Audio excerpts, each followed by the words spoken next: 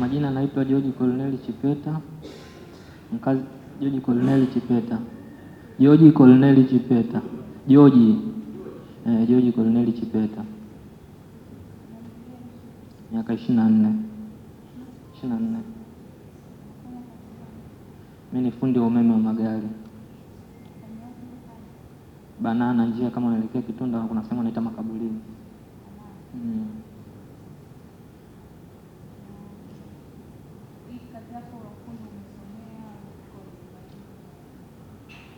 Nilisomea VETA Chang'ombe.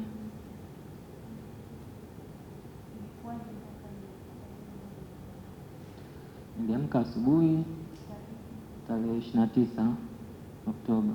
Nikaelekea ofisini, nikafika ofisini, endelea na shughuli za ofisini. Unajua sisi ni mafundi, huwa tuna weekend, hatuna sikukuu, kazi inapokuwepo ndo tunafanya. Nikafika, tulikuwa tunahitaji ni booster ya gari. Kwa hiyo ikabidi nitoke ofisini niende na mtu anauza spare za uzi, anakata magari, anaitwa Hussein Macheni Tabata wanaita Barakuda. Nilipofika pale nilifanikiwa kufika, lakini sikufanikiwa kumpata. Ilikuwa ni jioni, mida saa natoka ofisini ilikuwa ni kama saa 9 hivi, na nikafanikiwa kufika, sikufanikiwa kumkuta. Nikakuta ofisi imefungwa.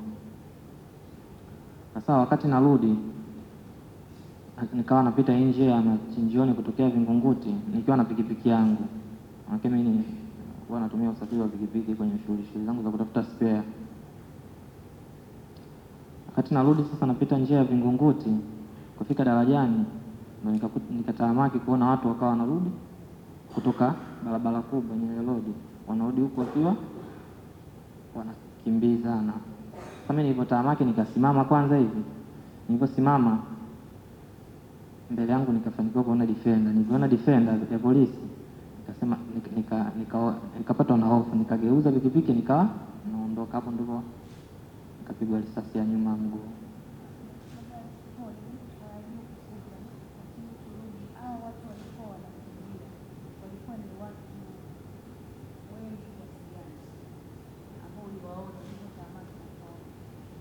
Walikuwa ni wengi. Wanaweza kuwa ni makumi, kama 50, 70 wanarudi wanakimbia kwa wao ilikuwa ni nyuma yao. Maanake mimi ndo nilipokuwa naelekea. Barabara ya umma. Hii ni barabara ambayo inaingia machinjioni ya darajani kwa Vingunguti. Kisha pandisha daraja. Sasa mimi nilikuwa kwa chini, ndio nataka nipandishe daraja. Sasa walikuwa wanaonekana ndio walikuwa wanafanya sijui ni fujo, vurugu huko barabarani. Sasa wakati wametolewa na polisi huko, kwa wanarudi huku mtaani. Mimi nilipotamaki kuona gari la polisi, nikageuza pikipiki yangu nirudi nilipotoka, kwa sababu tayari kuna machafuko. Mimi siwezi nikaenda na huku naona polisi wanakuja. Nilipogeuza pikipiki yangu nikapigwa risasi ya nyuma kwenye paja hapa. Wakati nageuza sana nikapigwa risasi hapa, ikanikata mishipa ya damu.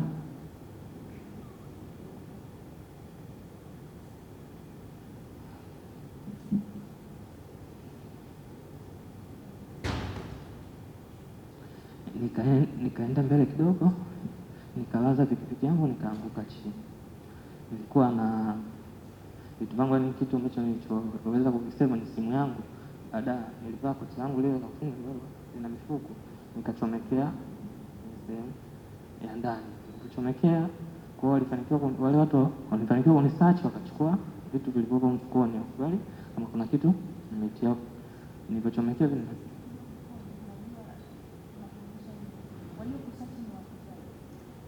wanisearch ni watu, yaani maanake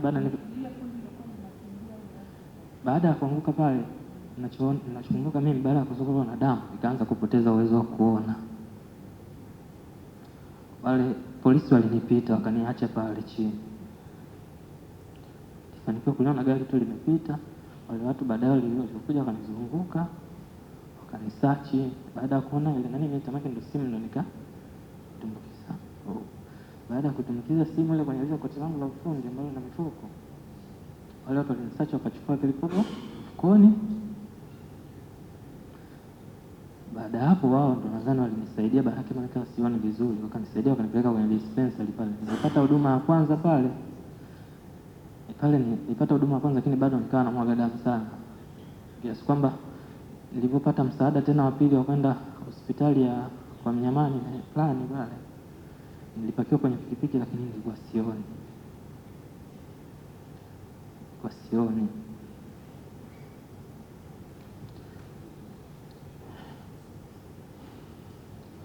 Nilipofika pale plani, nikapewa huduma, nikapigwa x-ray, wakasema kwamba risasi imepiga kwenye nyama, kwamba haijanizuru mfupa, kwa hiyo naweza nikaondoka.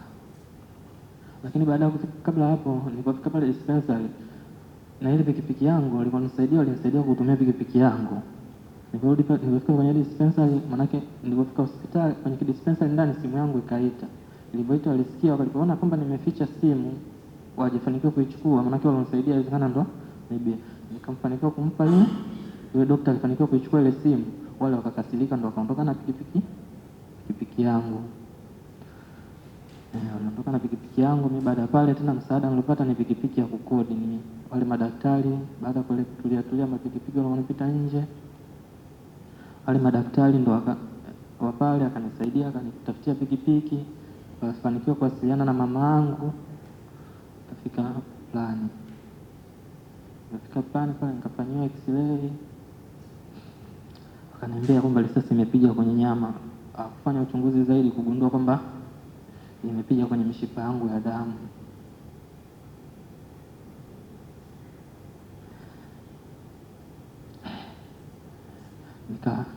Nikawasiliana na mtu wa karibu yangu, ni fundi wangu anaitwa Ndama.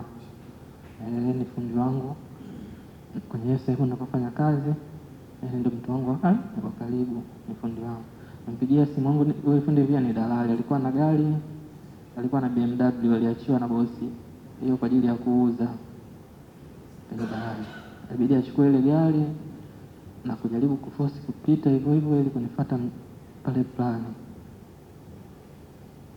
Alipofika pale nilikuwa sasa nimesharuhusiwa, wakaniambia imepiga kwenye nyama tu, kwamba haijaathiri mfupa na haijaniathiri chochote, kwa ni kwenye nyama tu, naweza nikarudi nyumbani. Nilipokuwa nimepanda kwenye BM pale, Mungu alisaidia, ile gari ikafika pale, walikosa mafuta, gari lizima tu pale. Ni kwa uwezo wa Mungu tu inawezekana. Mafuta yalizima pale, nikabaki pale nikiwa damu zilikuwa zimetulia baada ya kufanyia huduma, lakini baadaye zikaanza kutoka kwa wingi. Nikaanza kupoteza tena uwezo wa kuona. Baadaye nilipofanyia manake huduma, nikawa kidogo naweza kuona kwa drip nini, nikawa naona, lakini bado sina nguvu. Nilipokuwa nimekaa kwenye gari imeisha mafuta, nataka kufanya utaratibu wa mafuta, nikaanza kutoka tena damu nyingi sana kwenye ile tundu lililoingia risasi, kutoka damu nyingi. Wakaanza kunikasikia dakika mwisho anaongea tufanye utaratibu wa kumpeleka Amana. Baada hapo nikapoteza. Nilipopoteza hapo nikapita Amana, sijui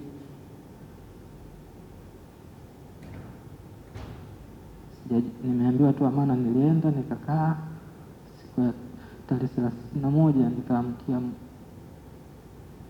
Moi emergency. Hapo ndo nilipokuja kuamka, lakini mimi nilijua kama nimelala tu siku hiyo nimefika, lakini kumbe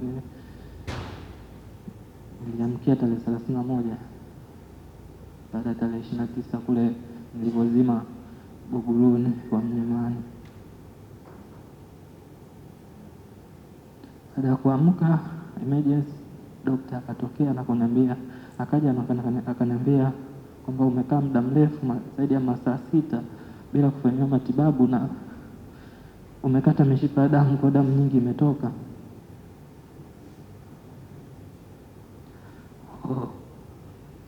Inatakiwa niondolewe mguu.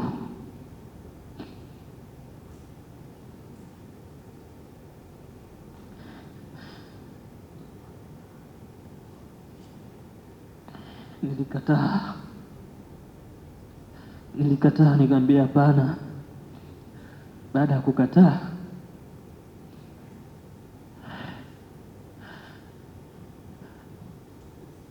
wakajaribu kunifanyia operation, kwamba kujaribu kama inawezekana nikapata matibabu.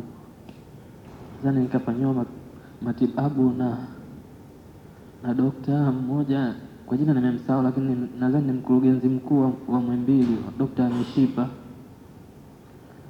Si ni mkurugenzi, nadhani ni kwa taarifa nilizoambiwa. Nikafanyiwa operation,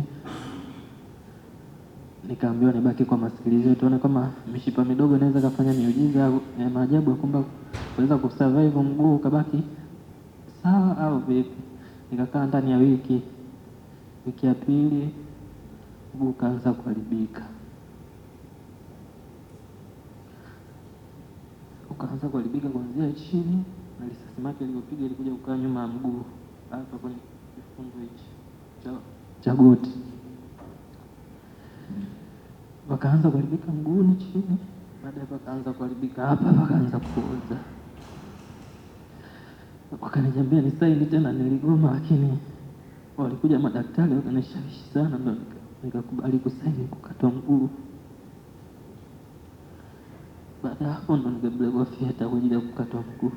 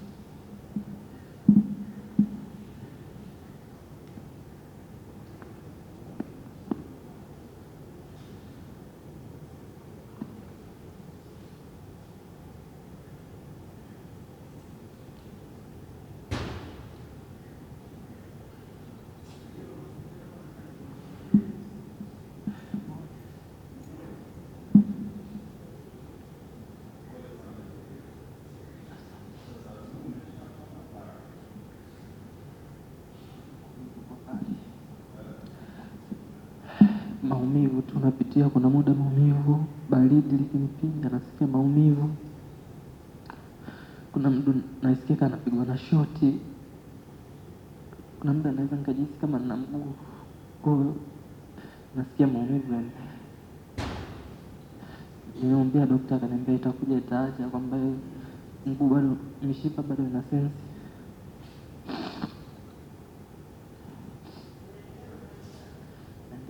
Na kliniki na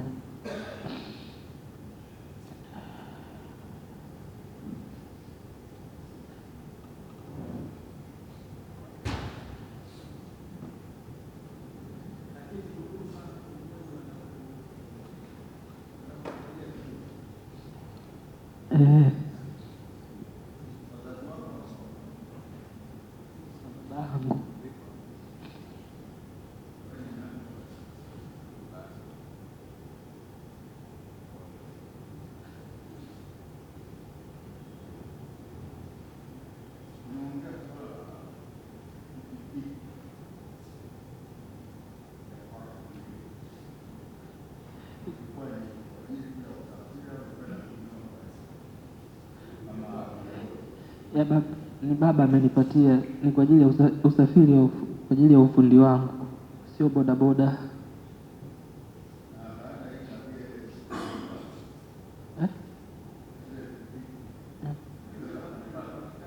Hajafanikiwa kuipata.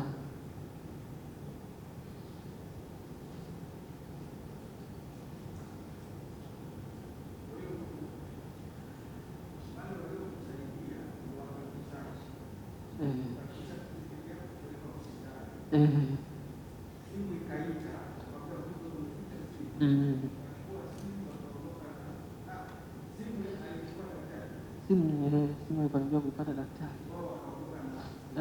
Wao walikasirika baada ya kuona nimefanikiwa kuficha simu, hawajaweza kuipata. Baada ya kugundua tu na simu pale daktari alivyochukua, wao waliondoka kwa jaziba kwamba wakawasha pikipiki. Baada hapo mimi nilikuwa nasikia pikipiki nawasha ikiwa nje, maana nikidispensa kitu kidogo. Nikamwambia daktari, pikipiki yangu. Daktari akaniambia achana nayo, angalia kwanza afya yako.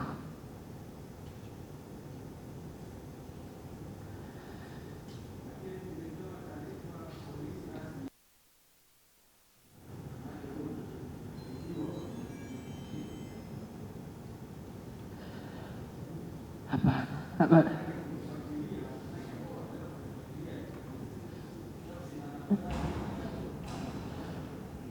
Baba alijaribu kufuatilia baada ya mimi kutoka hospitali, maanake ilivyochukulia tena wakawa waangalia pikipiki, wananiangalia mimi.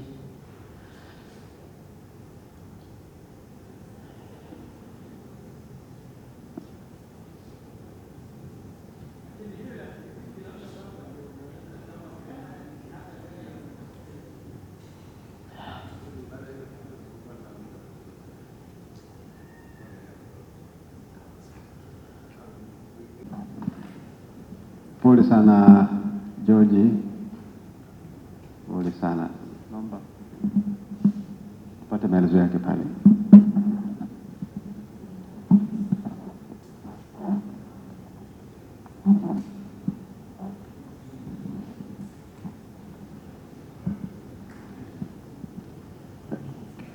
Wewe ulijeruhiwa?